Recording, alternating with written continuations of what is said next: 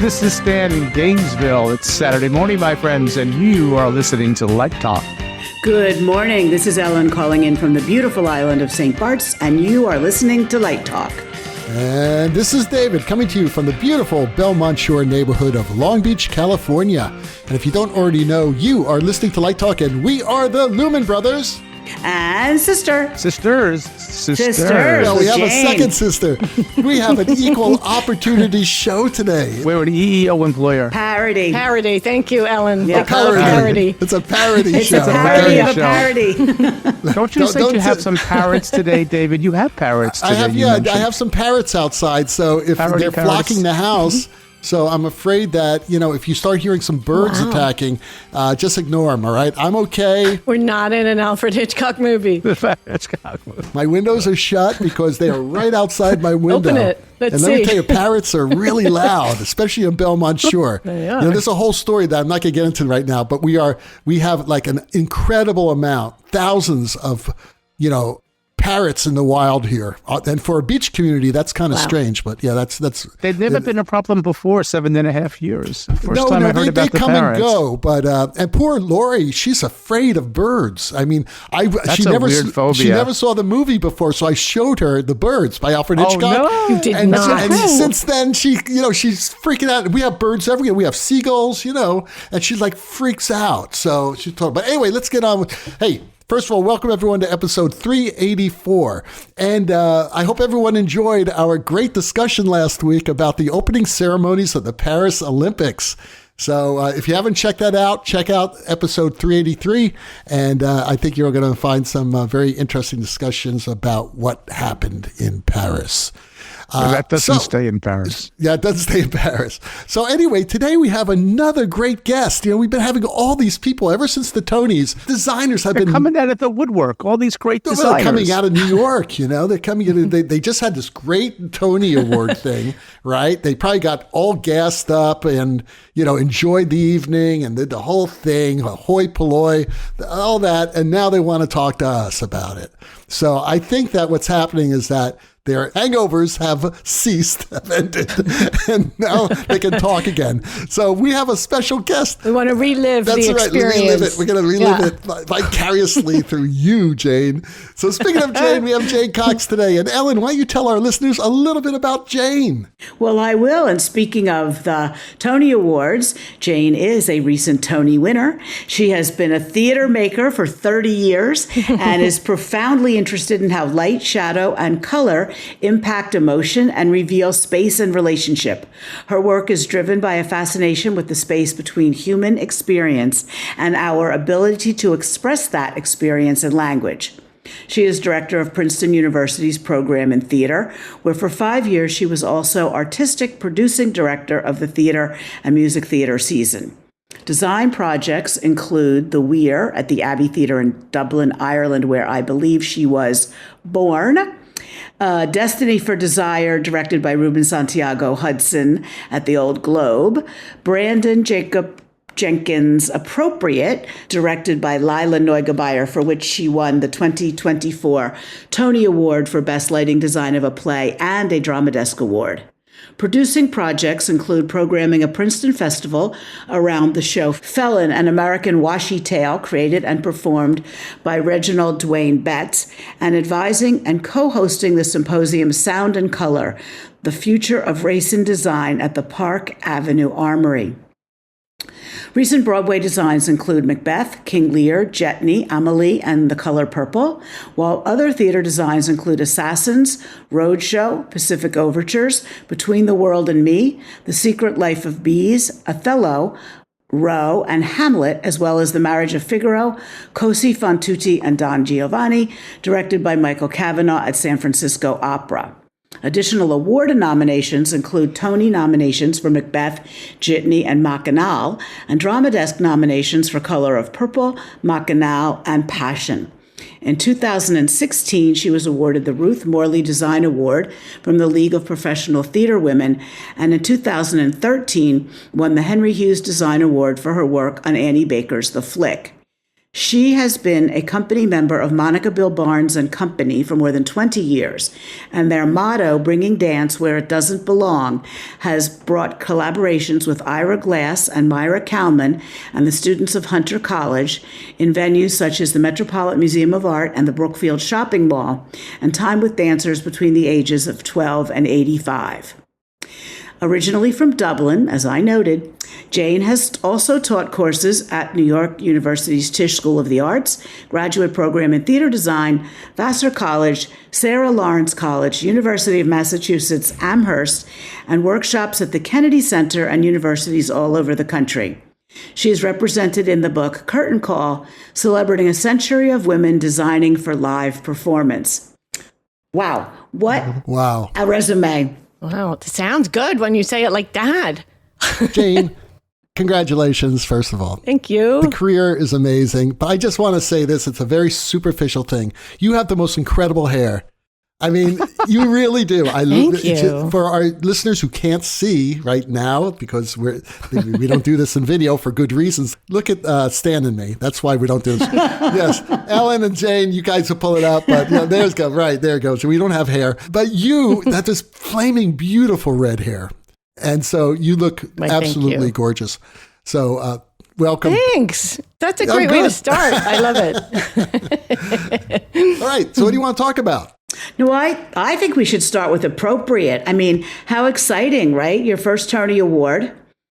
And it's a really interesting play. I mean, in a lot of ways, it's kind of old-fashioned, yet it's very emotionally touching and contemporary, right? It means an enormous amount to me that I won the Tony for this particular play because I have a relationship with the playwright, Brandon Jacob Jenkins, that goes back a long, I don't know how many years, but a long time. Including co-teaching classes with him and co-organizing this symposium at the Armory. And so we've been in conversation around like ideas of dark and light and how that relates to questions of race and blackness and whiteness. We've been having a sort of deep conversation about that for years. This is actually the first time we've done a show together. So it was delicious to be on his Broadway debut and a total delight to work with Lila Neugebauer, who I've never worked with before. So it's just such a rare thing when the whole experience is so positive. And then someone says, and now you can have a Tony for it. So it just was sort of all around fantastic. They have a relationship as well. Lila and Brandon. I mean, they seem to, so. I mean, yeah. I don't pay any attention. I don't mean personal, I mean professional that goes. Yes. Oh, right. Yeah, no, they do. Yeah, they've worked together. But honestly, I don't know much about it. Had you worked with her before? Never. And she is extraordinary. And her mind moves faster than anybody.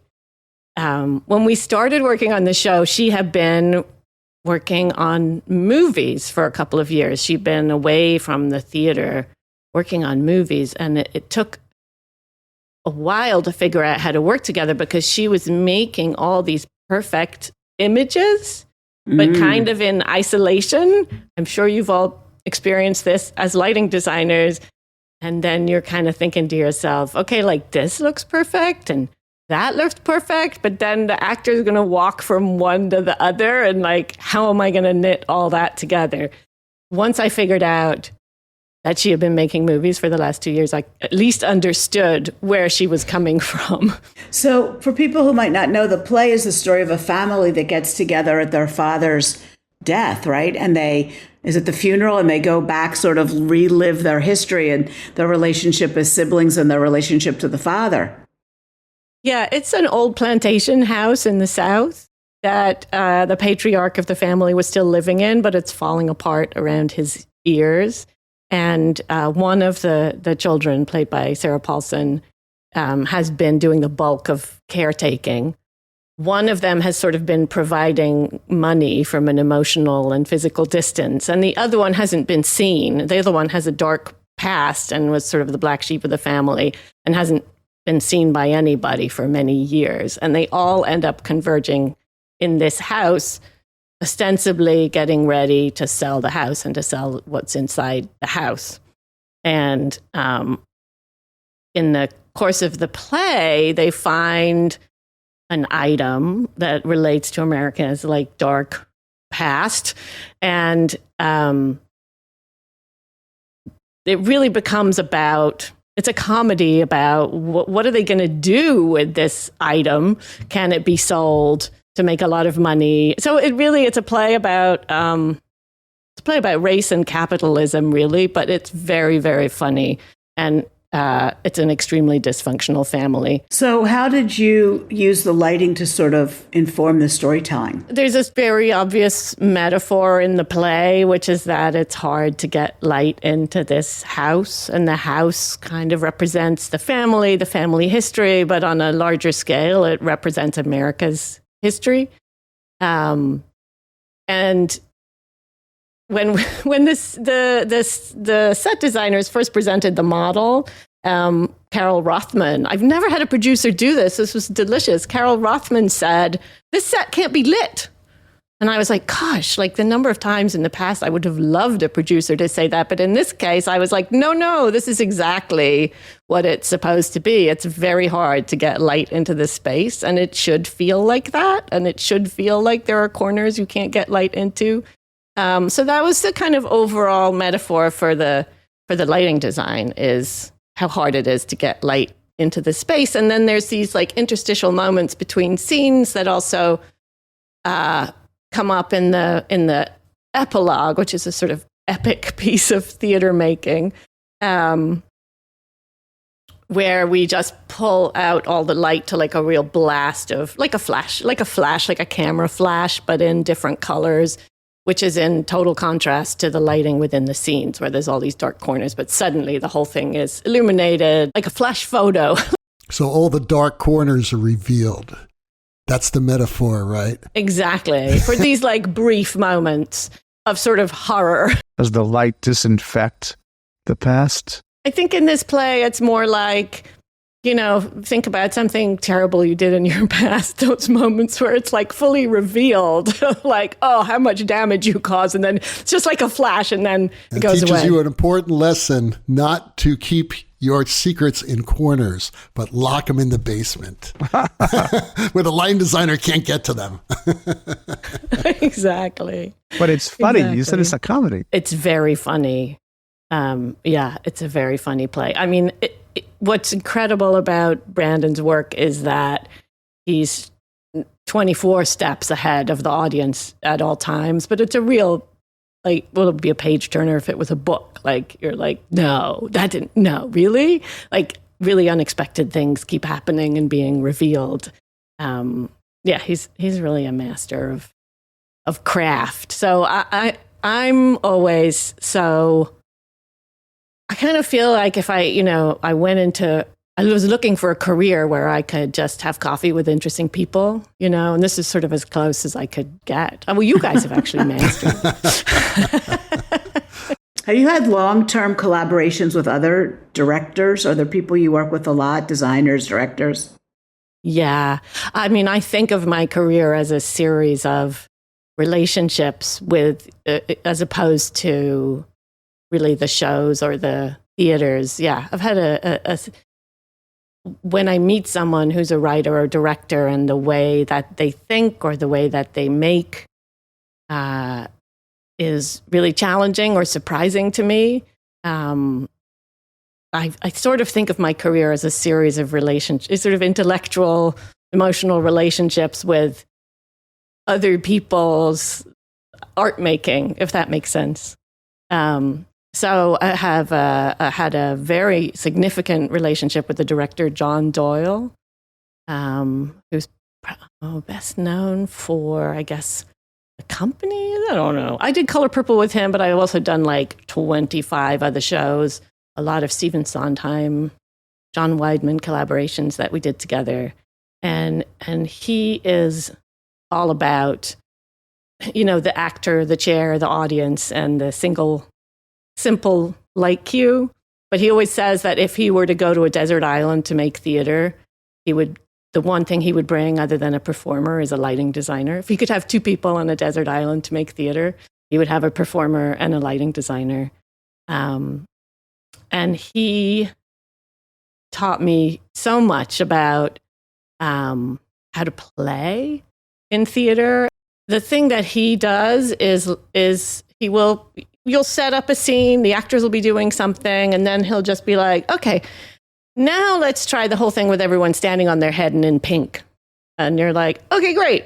And it's kind of, but there's a sort of playful lack of judgment to the way that he works that was really significant for me in figuring out how to get self-critique, I guess, out of my own way, to be able to just be like, let me try this thing. And if it doesn't work, I don't have to worry about that. One of the things we were talking about was writing light cues and loving that.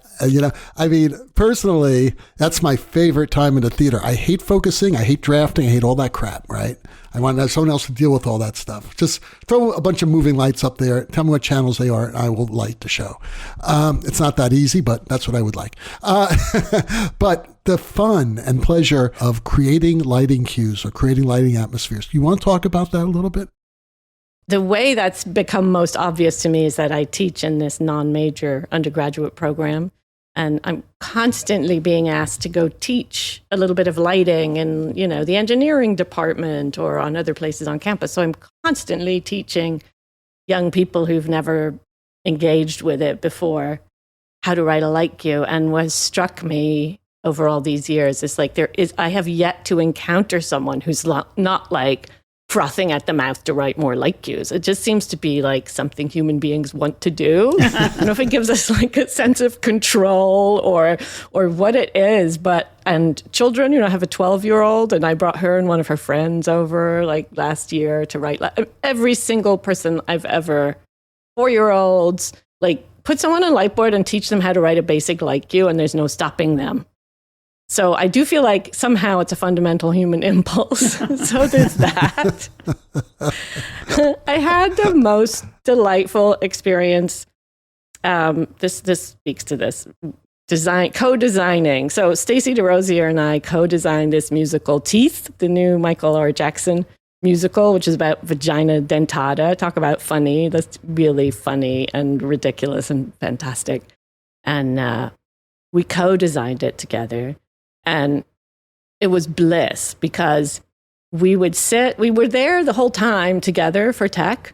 And one of us would sit down for like between equity breaks for like 90 minutes and write a bunch of light cues. And then we would get up and the other person would sit in the seat and continue. And we continued that process like all the way through previews. And the joy of finding a collaborator in that, where, she would sit down and do something and she'd be like, what do you think of this, huh? I'd be like, put some amazing like red flashing lights on the stage. And then I would get in the seat and I'd be like, let me show you some blue moving lines. And it was it's just tag team designing. It was great. What's great about it is like, I think we underestimate how much focus and attention it takes to sit and write light cues while also listening to the director, the stage manager, talking to the programmer. I think we really underestimate how much focus that takes. And so I find when I'm in the hot seat all day for a 10 out of 12, it's exhausting. But when you go to do it in 90-minute chunks with 90 minutes on and 90 minutes off, there is nothing more fun to do than that. So I think I have to only do that now, where people will let me.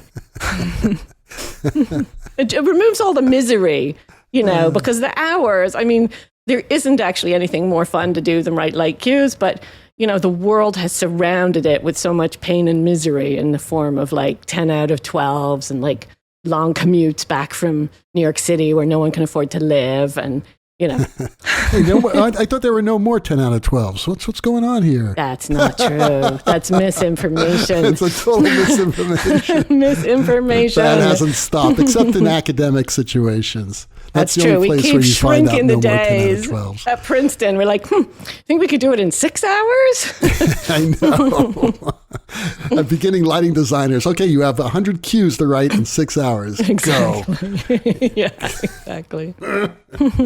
So speaking of Princeton, Stan and David have just retired from the hot seats of lighting Thank you. education, and you're sort of in the thick of it. running a program. What are you teaching? What's the curriculum these days? Well, I'm cursed and blessed with running the whole program. And so acting, writing, like trying to figure out like what we should be teaching in theater in general, theater and music theater. So I spent a lot of time trying to think about what are the most exciting things about theater for a primarily non-major audience. We don't have a major. You can't get a degree in theater. What are the most important things about teaching theater in the context of an Ivy League school where the kiddos are going to go out and become senators and run international corporations? Like I feel like a huge part of the work there is helping them to be thoughtful citizens of the world. And I think theater can teach community, and theater can teach making things together in a way that I don't think anything else quite comes close. I mean, there's sports with teams, but that's, typically clearly set up as a competition, which is different. There's music that requires a lot of discipline and focus, but the way in theater we actually have to make something together in physical space requires a kind of collaboration and citizenship that doesn't necessarily come naturally to people to start off with.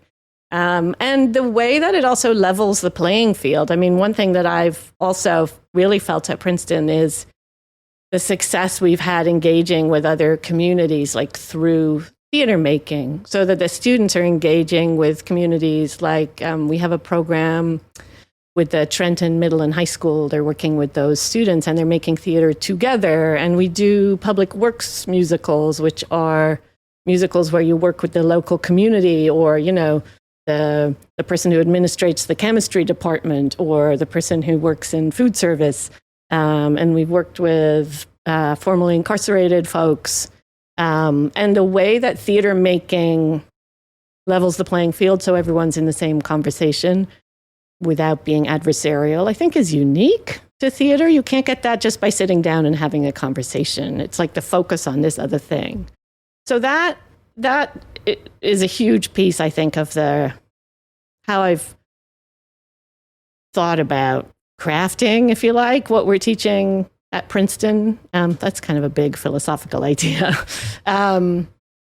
The lighting thing, I'm still, my favorite class is Intro to Lighting Design. I've been teaching it forever, and it's still my favorite class because it's people being introduced to lighting design, and universally they love it. And I think that has to do with getting in touch with your senses and some kind of sense of wonder or awe or something. That it's a sensory experience, really, and an emotional experience, thinking about and looking at and talking about light. So it's exciting to watch students come to that as well, because they have a very rigorous sort of formal academic curriculum, and it's wonderful to see them kind of feel their way towards, like, okay, I can talk about this like this feels a certain way, as opposed to, I've done all my research and here's the correct answer. The project that really brings it out for people is the music and light project, So I make them do a certain amount of like dramaturgy and thinking about plays and stuff during the semester. But half of the final project is choose your own piece of music and light it. Choose some collection of objects, make a thing, simple thing, and then light the music. And Princeton students often go into that project quite scared because that's not enough instruction. Like, what's the right answer to that? But to see them, to see a student go into the light lab, we have a fabulous little light lab, and go in there with trepidation and then still be there by themselves 6 hours later, like trying to get exactly the right cues that go with the drum beats. It's delightful. That sounds like fun. So tell us more about the symposium you did at the Armory. We're having a very serious conversation. I promised to be enjoyable. Am I being enjoyable? Yes. You're doing great. Because you got me on the subject of, serious subjects. Okay. And the symposium is one too. But, many folks in theater had been in a lot of conversations between, let's say, maybe 2018 and 2020 when the world shut down. Have been in a lot of conversations about hierarchy in theater, power structures in theater, gender in theater, race in theater, and representation in theater in general. And I was certainly in those conversations and I've certainly been thinking about those questions for a long time. But in conversation with Mimi Lien, a set designer, Mikhail Suleiman, who's a sound designer, Brandon, and myself, we just really wanted to probe the questions a little deeper. Like, what does it mean to think about, like, what is culturally specific about design work? I mean, beyond the sort of obvious, like, I have to create this culturally specific environment and I should do really good research. Like, what is the, and these are not questions we have answers to, but we wanted to probe the questions of like, what is culturally specific about what is in any given person's imagination? If a designer is primarily bringing their imagination and their opinion to the table, like, what is culturally specific about that for a lighting designer, for a sound designer? So we tried to craft a series of conversations around those questions, and some of them maybe are more obvious. Like, we had conversations around cultural appropriation, which Clint Ramos was part of. We had conversations around Afro-futurism and theater design. What's the relationship between Afro-futurism and theater design? But the sort of big themes of the 2 days, we're just trying to go a little deeper beyond just the question of representation to be like, what does it mean to have people with different backgrounds and different cultural experiences on a design team beyond representation? And I'm fascinated by that. And I've done a lot of reading around those ideas in fine arts and in literature, but there's not much written about theater design in this way. I mean, in many ways, there's not much written in terms of kind of scholarly critique of theater design, I've discovered as I've dug into these things in academia. I mean, there's some great books that are kind of how-to books, or even, thinking about light more deeply, but there isn't a lot of sort of cultural critique of theater design in the way that there is of fine art and literature. And so you're kind of going out on a limb to think about it out loud. But we were lucky enough to get all these incredible designers to come and talk. And it was the most successful symposium the Park Avenue Armory has ever held. It was standing room only. There were people, they opened up other rooms and did live streams. Like 700 people wanted to come, it turned out, and talk and think about these things. So everybody was surprised by the kind of depth of response to thinking about these questions just a little more, maybe more from the artist's perspective than just from the sort of question of power structure. And it's also a way to come at some of those questions without it necessarily feeling adversarial, but more like, how can we have this conversation together? So it was really exciting. And we were also, one of the things that was great fun about it was we worked with this collective design action that I'm a part of that's about supporting young designers of color. And we did a series of commissions where it was like a competitive application. And then we did a series of kind of micro commissions of these young artists who were given, theater designers, who were given 3 days to take one of these historic rooms at the Armory, which are the most sort of insanely, wonderfully colonial spaces with the wood paneling and the paintings of the guys on horses and like the whole, I don't know if you've been to the Park Avenue Armory, but it's really... Yeah, it's extraordinary. It's extraordinary. And they were given, 8 of them were given a room and they were told, theater design it, whatever that means for you. and paid to do that. And then that was one of the parts of the 2-day symposium that we did, which was super delightful and exciting. So those were young people, and the Armory were concerned, like, who are these people? These are not famous people. We don't even know if they're going to be famous. and working with them to kind of come around to, you could give opportunities to artists where actually it might be terrible. Like, and, some of them are going to be incredible and surprising, and some of them are probably going to be terrible. And that's part of what makes theater. It's a live event. You don't know what you're going to get, so we're trying to get that kind of energy into a more academic kind of symposium, I guess. Was there any thematic foundation for them, or just whatever? It was kind of whatever. It was like, here's a space to respond to this space in a way that resonates for you as a theater designer. Yeah, it reminds me of something I worked on at Smithsonian at the Renwick Gallery called Wonder. That was the only premise. They were like 8, 9 rooms. The artists were selected. Some were better known, like Maya Lin was one. Some were less known. Some were internationally for all over the world. And they were given a room, and it was just wonder. That was the curator's charge, whatever that means to you. And it was pretty terrifying. It was terrifying, but the results were. It was the opening of that building, so it was for their opening of turning that back into a gallery. It's online, and the work was absolutely surprising and compelling as well. Jane, do you want to talk a little bit about CreativeX? Sure. So that's like, now we're going like deeply esoteric here. So there we go. Now we're going into after dark territory. Right. Here, so. Can't do that without Zach. So go ahead.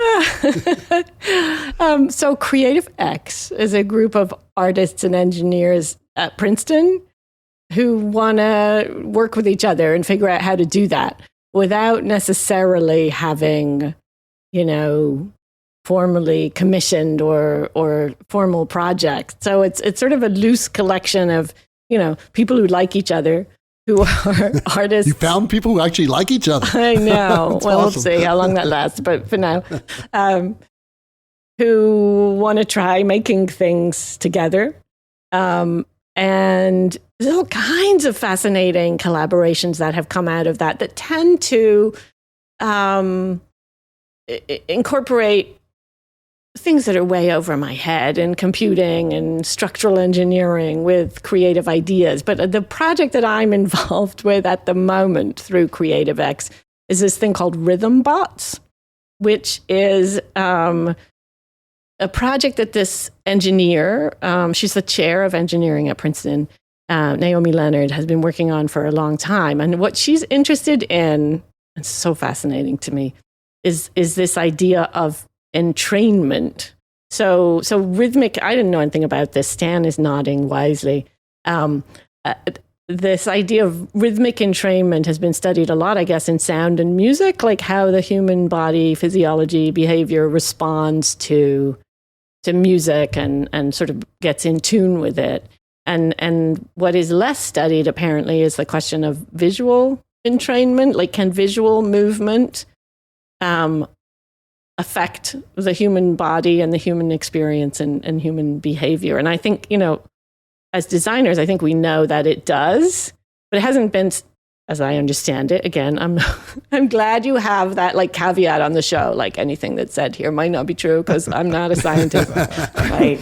But I do understand. Probably will not be true. Right, It's like, may not. Yes. We take no responsibility. We take no responsibility. We have a legal team. Yes, we do. I Thank love God. your legal team name. It's just brilliant. Well, Snoot, I'm very close to Snoot. You got to understand. And it goes back many years. And she has really mostly kept Stan out of prison. The rest of us are pretty good, but Stan sometimes can say some crazy stuff.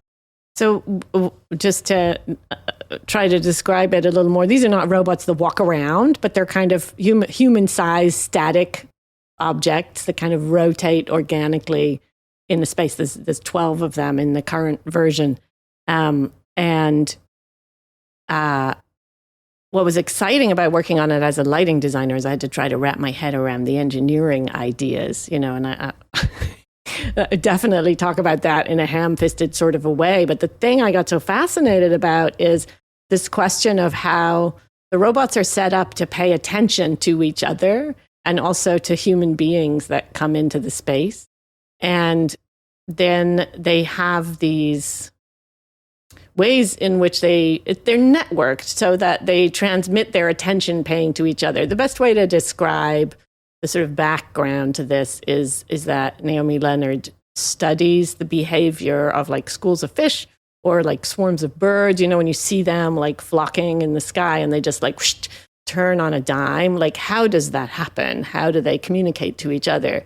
And she studies that and then takes those concepts into engineering in order to do things like put a swarm of fish robots in the ocean to map climate change in the oceans like far faster than you could do with sort of existing technology. So it's all really fascinating stuff. And just thinking about this idea of paying attention the way we do, like if you're walking down the street towards somebody and you're going to walk into each other, like your attention to that person sort of dials up so that you manage your body without you telling it to do all the motions that it does. Your body like moves out of the way. And with the lighting, what we were trying to do is kind of manifest these attention patterns in light. That's what we ended up doing. We went into the theater being kind of like, oh, this is really exciting to try to put lighting on top of this, but what are we doing? Not trying to make an art piece, although that is a piece of it. But for me, the interest is just trying to understand what that research is. And with light and sound, we were able to kind of show people how the robots were paying attention to each other and to the fact that you would walk into the room and a robot would respond by like jiggling and then would like send that jiggle to the next robot. Did you have and I'm just maybe too technical to answer, but in the way that you controlled it, did you have like a decision tree? Like the network tells me X, and when I see X, I do B, C, and D. And when the network tells me Y, I do X, Y, and J kind of thing? Yes. Although the engineers would get annoyed when we would talk about it as a kind of if-then setting, because what they're doing, they perceive to be much more kind of sophisticated and fluid than that. But we had to... this goes to the question of how light boards, and I'm not a super technical person, but I'm really interested in this question because it comes up at Princeton all the time. A light board is created to do something very expeditiously, there's a better word, but like to do the things lighting designers need to do fast. And it's very good at that. But when you want it to do something that it's not sort of set up to do, it's not very clever. Right. Like unlike the robotics system, which they came in with, they could make those robots do a lot of things, but it took forever. Whereas like we could only make the lights do certain things, but we could do that very quickly. And so this is a very interesting topic to me because, life is somehow magical. I just met a guy whose research is in engineering. And his thing is using light in artificial intelligence chips. And I said to him, explain to me why that's important. And he says, so if you think about an integrated chip, which is doing the thinking, it's electrons flowing through pathways. Okay, so what he's inventing, and this guy is working with DARPA at the level of maybe your colleagues at Princeton are, right? Flies around on his private plane to military installations. But he's saying they're using photons. So instead of using electrons in the pathways in the AI chip to process faster, they're using light. And I said, well, what's the advantage? Wow. Well, there's one, the processing speed is exponential. Two, the heat is reduced tremendously, and the electrical consumption. So to your point about the light board does rudimentary things quickly, they can do really sophisticated things slowly. And so where's And what happens at Princeton then, and this was like a sort of meta goal for me on this project, because this is not the first time I've tried to collaborate with engineers at Princeton, because Princeton is basically an engineering school. Right. Very quickly they throw out the light board. Like I had them buy a light board for their like makerspace, they come work with me, they learn the light board. Very quickly they're like, oh, my laptop can do all these things. True. What do I need the light board for? But the problem with that is I speak light board. Yes. And so do most, theater designers. And so if you throw out the light board, you also kind of throwing out me, because you're sitting at your laptop and you're typing in these incomprehensible lines of code. Right. And I'm trying to, and it's like, oh. So a meta goal for me, and actually the folks at ETC were super helpful. Like Jason Perry came down for a day, and then Jeff Englander came in and worked with us a bit, helping us to integrate the ETC light board, which is, what I speak. Into this, to integrate it with the robotics computer so that I could stay in the conversation. Yeah, interesting. And I feel like we were successful with that. And that felt like a huge win, because now like I can make decisions and can participate. Interesting. Yeah, so you're speaking another language, but yes, that's interesting to see where that project, I want to track that project that you're doing. It's really interesting. I think the problem, though, the big problem here is you're dealing with a bunch of engineers who think one way and a bunch of designers who think another, where all I care about is, I don't even want to go through a programmer. I just want to tell the light board what to do. Yeah. And the board will do it. You know what I mean? Yeah. And I think that's going to be the next step. The company that comes up with that is going to be selling a hell of a lot of light boards. Except that, I feel like when I go to do a musical, like in some ways, the programmer and I are doing two things at the same time. There's like collaboration. But they know stuff. Well, I'm very blessed because I have the support of a lot of people who understand tech a lot better than I do. And actually that starts in my living room, because my husband is a illustrator and a renderer for like live events. And since together, we spend a lot of time together, like he will work with me trying to figure out at home previs stuff that I would never be able to engage with by myself. And I have that in multiple areas of my life, so I'm very blessed. That's a blessing. But Jane, all you really need to do is come up in your mind's eye what previs you want. And then tell the computer what you want to see. It's not unlike working with like Midjourney, and just tell the computer what you want to see, and then it creates it, and then obviously say, no, I want it a little bluer than that, or it's too far up right, bring it down left. So you're creating it without having to know the technical elements of how it works. That's what artificial intelligence seems to be in But I feel like other people are bringing a different sensibility to the table, where they're like, how about this? And I'm like, oh, I would never have thought of that. Right. And that's when you have really co-designers, whether they be in the name of a programmer or an associate or whatever, or a director or whatever. I think line designer is going to be obsolete. I think director is going to be the ones who are going to be talking to these boards. Really? No, they don't have time. They don't have time. They're too busy talking to the actors. It's going to be a lot faster. No, because they'll have assistants who do it. They're called lighting designers. You really think lighting design is going to become obsolete? No, I don't think design. No. I don't think design is going to be out, but I think it's going to be a lot faster. It's going to make the process a lot faster, and I think that's where the difference will be between when you're dealing with creatives versus scientists. Scientists may not have the totally creative, artistic mind that the creative has, or that their minds aren't like, in that tune. But the creatives are using science to create, you see, because that's what we've been doing anyway, when you think about it. I feel like this is an optimistic perspective on the future, because I will say, I feel like now it takes longer and more people to do anything in a theater than it did. I know like in theory, some of the driving force behind this is like, we'll be able to use less people and therefore it'll be cheaper and the producers will be happy. But in some ways, I feel like the opposite has happened in the 30 years I've been working, is like, the level of technical understanding that people need now in order to do a lot of lighting tasks.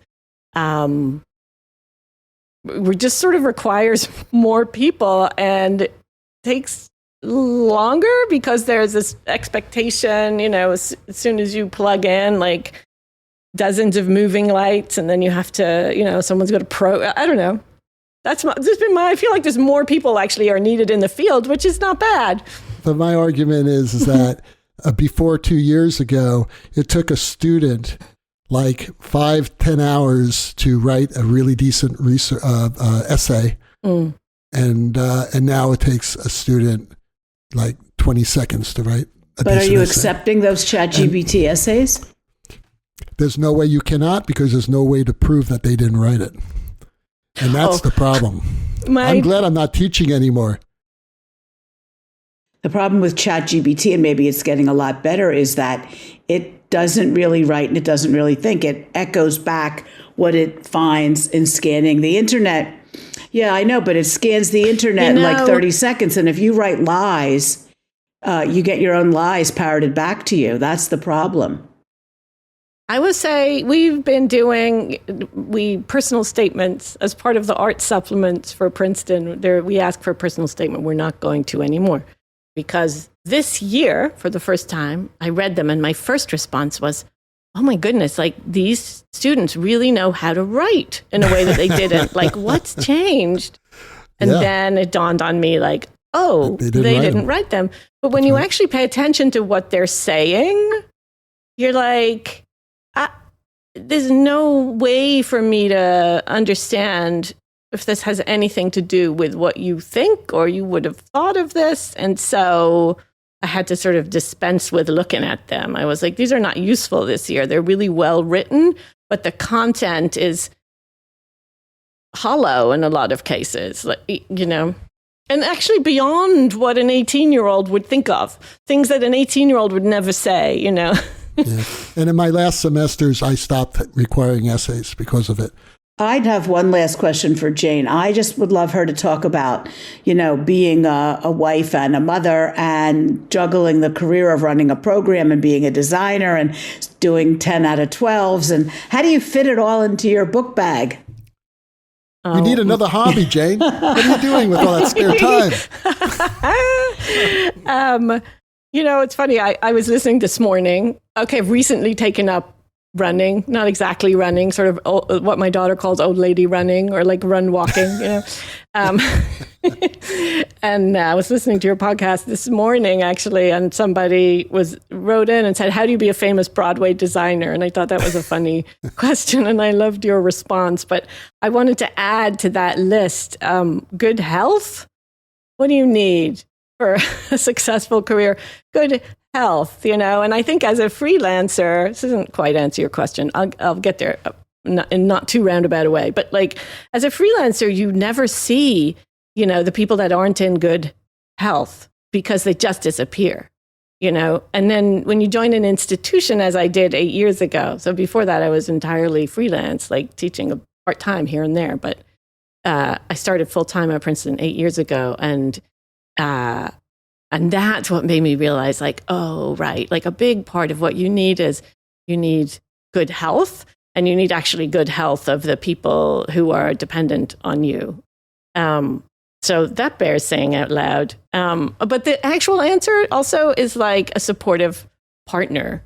And I have just been incredibly blessed to be married to this amazing guy, Evan Alexander, who I have to pitch his ML light kit for Cinema 4D and Redshift on this because people should know about it. It's a recent tool. Well, let's get him on the show. Talk about it. He's the guy who does the Vectorworks tutorials on YouTube. He has Stan loves Vectorworks. So if you like Vectorworks tutorials, you would be excited about talking to my husband. Let's bring him on. Seriously, that sounds awesome. He has this new moving light kit to work with render engines. Just put that out there. Yeah. Well, then you both have to come to LDI. That's right. Yes, you sell all that stuff at would LDI. Be awesome. Oh, that's a great idea. It's a business deduction. Right. You should come. Yes, tax deductible. Come on. And your 12-year-old will love Las Vegas. Maybe.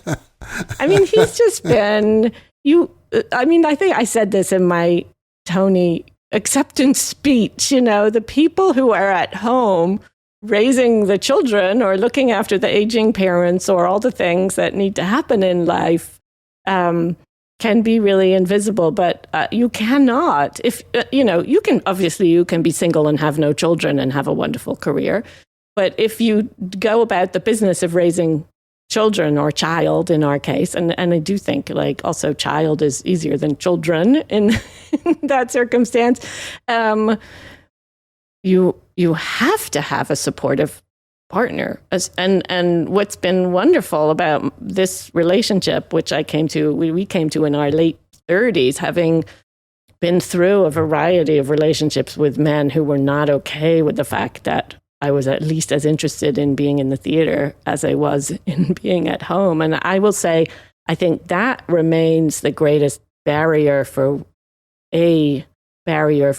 I feel like in my professional career, I don't feel like I've been blocked from career things for the most part, with some exceptions, based on my gender. But I do see that in intimate relationships, there's an expectation, more of an understanding if a man really prioritizes their career. Obviously, I'm talking about straight relationships, but there's more of an understanding of that. And if a woman really prioritizes her career over or equal with a marriage or child rearing, that's much harder. It's just much harder to find someone who is okay with that. And I'm very blessed to be with someone who really loves theater and really has supported my work. And sometimes I'll be like, oh my God, I can't do that project because I'm going to have to be away from you all for weeks at a time. And he'll be like, oh my goodness, I've invested so much in your career already, and that one is really important. Like, you have to go do it. And that's just an incredible and unusual gift. You're very fortunate, because there aren't many people out there like that, as you're making that point. And we've all seen marriages, what happens to a lot of relationships.